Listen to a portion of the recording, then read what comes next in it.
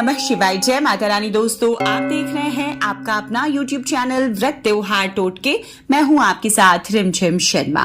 दोस्तों, आज इस वीडियो में मैं आपके साथ ऋषि पंचमी व्रत का संपूर्णता से सभी जानकारियां शेयर करने जा रही हूं। इस साल ऋषि पंचमी का व्रत किस दिन रखा जाएगा, तिथि पंचमी की जो है वो कब शुरू होगी, कब समाप्त होगी, इस दिन जिन सप्तऋषियों की पूजा आराधना करनी होती है वो कौन से सप्तऋषि हैं, इस पूजा का किनके लिए खास महत्व होता है दोस्तों, और किस प्रकार से पूजा विधि आज के दिन हमें रखनी चाहिए, जैसी सभी जानकारियां आपको इस वीडियो में प्राप्त होने जा रही है।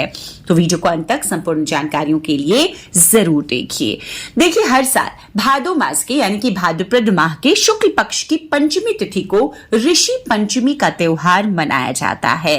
दोस्तों, इस साल ये त्योहार 20 सितंबर बुधवार के दिन मनाया जाएगा। ऐसा बताया गया है शास्त्रों में कि जो भी व्यक्ति इस दिन खास तौर पर महिलाएं ऋषि मुनियों का स्मरण कर उनका पूजन अर्चन करती हैं, वो सभी प्रकार के पापों से मुक्त होकर निर्मल हो जाती हैं।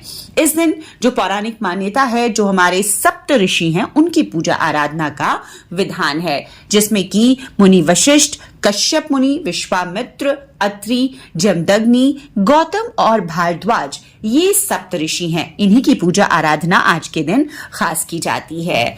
दोस्तों, ऋषि पंचमी पर महिलाओं के लिए पूजन, जैसा मैंने बताया, खास होता है। गंगा स्नान अगर महिलाएं करती हैं, इसका फल और महत्व कई गुना ज्यादा बढ़ जाता है। ब्रह्म पुराण में बताया गया है इस व्रत के बारे में, और बताया गया है कि चारों वर्णों की स्त्रियों को इस व्रत को जरूर धारण करना चाहिए। दोस्तों, खास तौर पर यह व्रत उन पापों से मुक्ति के लिए है जो कि रजस्वला के समय महिलाओं से जाने अनजाने में हो जाती हैं। तो यह व्रत उन महिलाओं को ही करना चाहिए जो रजस्वला होती हैं, जैसे कि कुंवारी कन्याओं को, जो कम उम्र की कन्याएं हैं, उनको यह व्रत नहीं करना चाहिए। और कई जगहों पर मान्यता है कि रजस्वला के छूटने के बाद में इस व्रत को करना चाहिए। तो आपके यहाँ पर, आपके क्षेत्र में जिस भी प्रकार की मान्यता है, उस हिसाब से आप इस व्रत को धारण कर सकती हैं।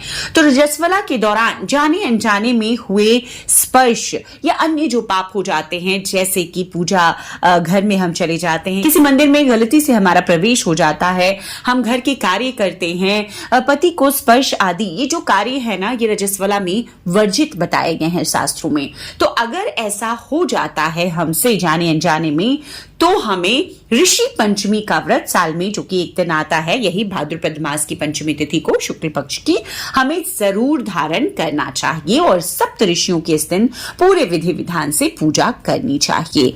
दोस्तों, धर्म ग्रंथों में भगवान विष्णु के 10 अवतार बताए गए हैं, और इनमें जो पहला अवतार था मत्स्य अवतार, कथा जो है, मत्स्य अवतार के समय इस धरती पर जल प्रलय आया था, और उस समय राजा मनु के साथ सप्त ऋषियों को एक विशाल नाव में सवार होकर भगवान विष्णु ने उन सभी के प्राणों की रक्षा की थी। पुराणों में भी सप्तऋषियों के संबंध में कई श्लोक प्रचलित हैं। दोस्तों, सप्तऋषियों में, जैसा कि मैंने बताया, कश्यप ऋषि पहले ऋषि हैं।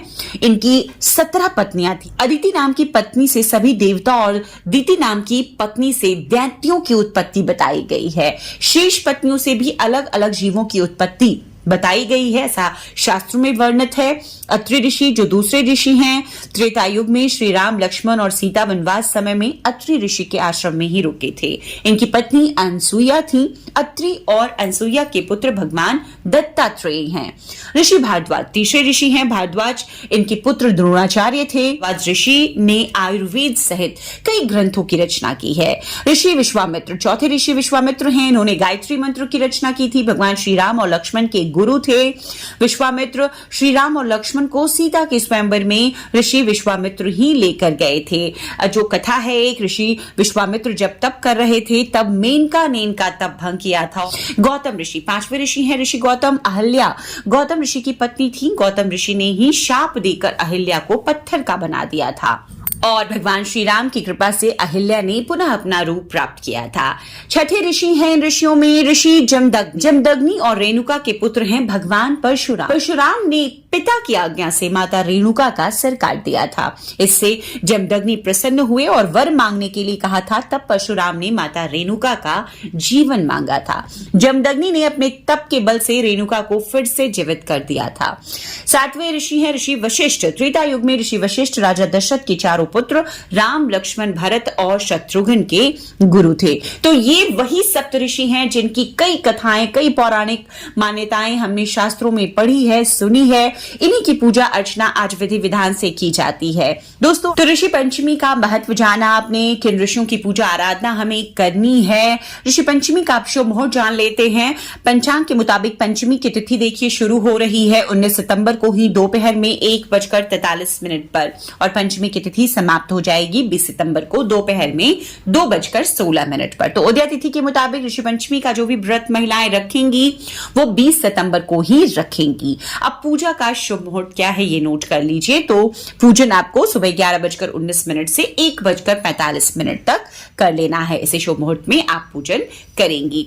दोस्तों, इसकी पूजन में जैसा कि मैंने बताया कि आप घर में पूजन कर सकते हैं। आप गंगा किनारे या जो भी पवित्र नदी में आप स्नान कर रहे हैं वहां पूजन कर सकते हैं। पूजन में जरूरी सामग्री धूप, दीप, फल, फूल, पंचामृत से स्नान कराएं।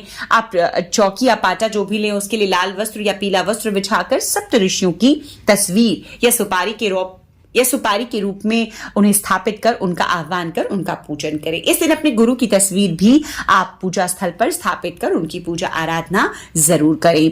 उन्हें फल फूल अर्पित करें, नैवेद्य का भोग लगाएं और अपनी गलतियों के लिए जो भी जाने अनजाने में गलतियां हुई है उसकी क्षमा याचना जरूर करें। इसके बाद में ऋषि पंचमी की आप कथा कहें, आरती करें और इस व्रत को पूर्ण करें। दोस्तों, आज के दिन आपको दान पुण्य के कर्म भी जरूर करने चाहिए। तो अन्न का दान, वस्त्र का दान, ऋषियों को, महात्माओं को, आप अपने गुरु को या कोई भी ब्राह्मण को भी आप चाहें तो दान दें। अगले दिन ही आपको व्रत को खोलना है। व्रत जो भी महिलाएं कर रही हैं वो फलाहार व्रत रखेंगी। इस व्रत में भी अन्न का सेवन वर्जित बताया गया है। तो इस प्रकार से आपको इस व्रत को पूर्ण करना है। तो दोस्तों, साल 2023 में इसी प्रकार से ऋषि पंचमी का त्योहार आप भी जाने अनजाने में रजस्वला धर्म के दौरान अगर कुछ गलती हो जाती है तो उसका पाप दोष हमें ना लगे, उससे मुक्ति के लिए कीजिए। तो पूरी जानकारियां संपूर्णता से मैंने आपके साथ इस वीडियो के जरिए शेयर की है। उम्मीद करती हूं कि वीडियो आपको पसंद आया होगा। वीडियो अगर पसंद आए तो लाइक कीजिएगा। चैनल पर पहली बार आए हैं, इस तरह की जानकारियां आपको भी अच्छी लगती है तो चैनल को सब्सक्राइब भी जरूर कर लीजिए। वीडियो देखने के लिए बहुत बहुत शुक्रिया। जय माता रानी, हर हर महादेव।